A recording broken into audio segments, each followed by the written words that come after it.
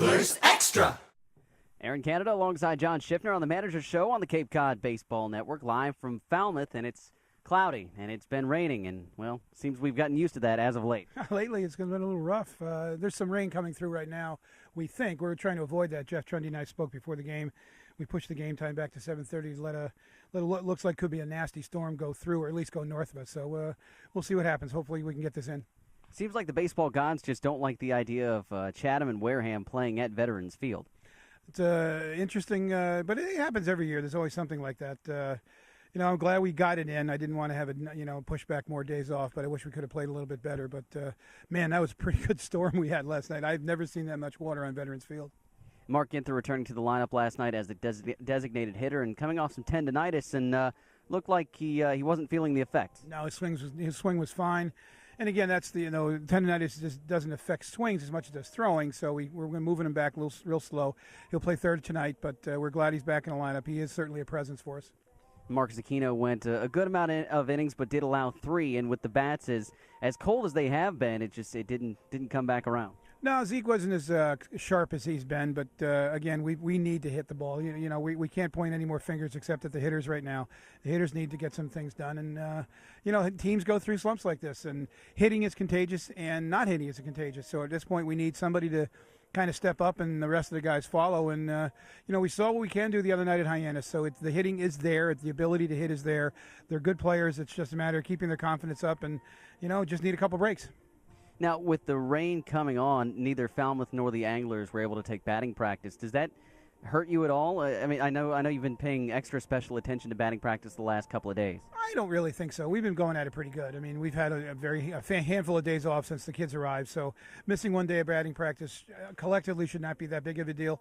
I know as a player, I love to hit before the game. It just felt like it was the right thing to do before a game. It seemed to be a habit. So something, maybe I was OCD a little bit. I needed to hit before the game.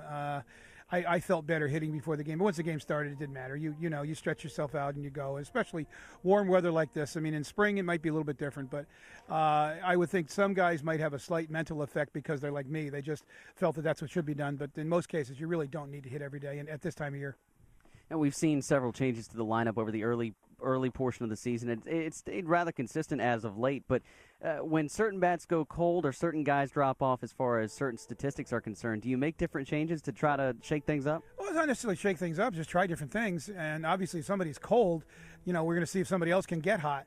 That's the best you can do. And again, it's part of what we do here. We're not burying guys. I mean, some teams will take a guy who's not hitting, and they've been known to ask him to leave. We could use your roster spot. Why don't you get a guy in here? And I don't operate that way. The guys are going to play. Is everybody going to play 44 games? Absolutely not. Just can't do that. The numbers don't work. But we're going to play people. We're not going to sit people intentionally. You're going to get a chance to hit your way out of it if you can. That's why you take batting practice. And again, that's why to some guys batting practice is important, because their opportunity to show the coaches that, hey, I'm swinging better, get me in the lineup.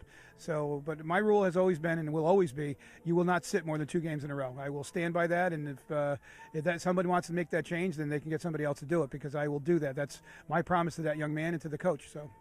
You mentioned time and time again that your managing style is is a nice balance between winning and also developing.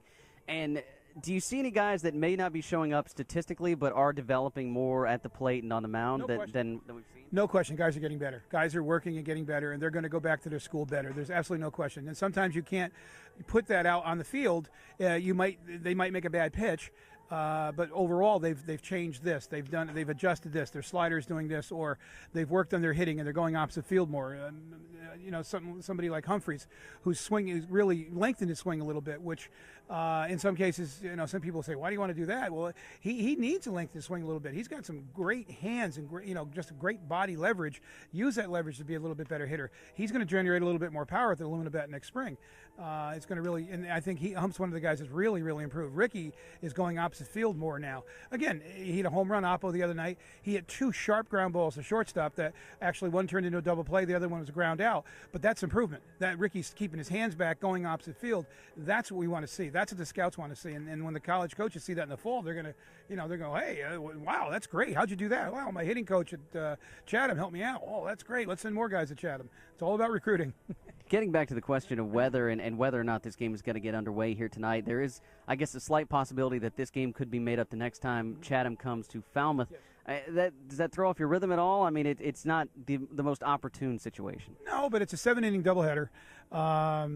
It's baseball. Kids play doubleheaders all through their conference schedule. Doubleheaders are part of baseball as far as I'm concerned, although Major League Baseball's made it 2 single games on the same day instead of a doubleheader. But that really doesn't do that much because we're letting our pitchers get a great deal of rest. So if somebody has to go on 5 or 6 days rest instead of 7, it's not going to affect them that much. So, that's the beauty of the 30-man roster. Okay, all right, another announcement there, 7:30 start.